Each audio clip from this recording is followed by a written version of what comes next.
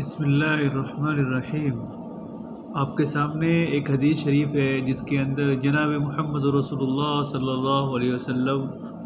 یہ ارشاد فرما رہے ہیں کہ اسلام کی خوبی میں سے یہ ہے کہ انسان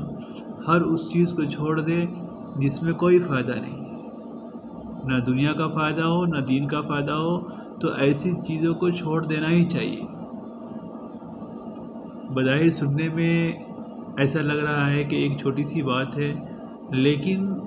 اگر آپ اس کی گہرائی میں جائیں گے، اس کو صحیح سے سوچیں گے اور دیکھیں گے تو گویا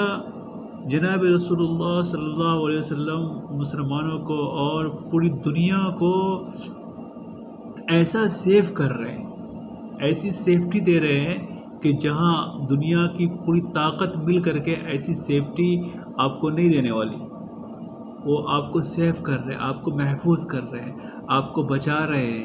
اور پوری دنیا کو دکھا رہے ہیں، اور پوری دنیا کے سامنے ایک ایسا چیلنج لے کے آ رہے ہیں کہ اگر اس بات پر عمل کر لیا جائے،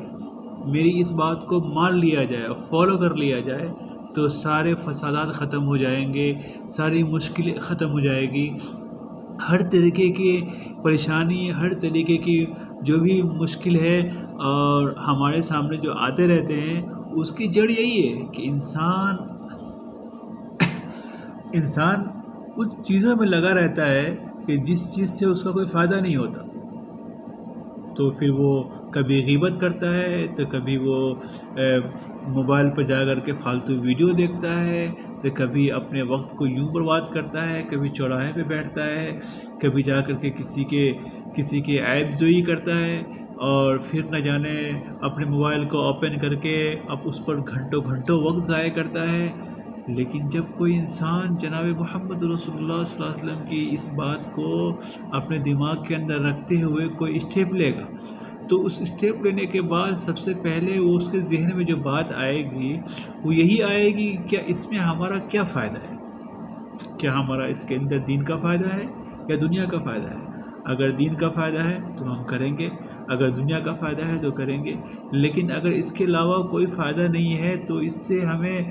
نقصان ہی ہوگا، ہمیں اس سے فائدہ نہیں ہونے والا۔ آج پوری دنیا جوجھ رہی ہے، پوری دنیا پریشانی کے اندر اور وقت کی کمی کا ہر وقت ایک دوسرے سے شکایت کرتے رہتے ہیں۔ اس کی خاص وجہ یہی ہے کہ انسان ان چیزوں میں پڑ گیا جن چیزوں میں پڑنے کی کوئی ضرورت نہیں تھی، اپنے وقت کو ایسا برباد کرنے لگا، ان چیزوں میں وقت کو گنوانے لگا کہ جس چیزوں میں اسے وقت ضائع نہیں کرنا چاہیے تھا۔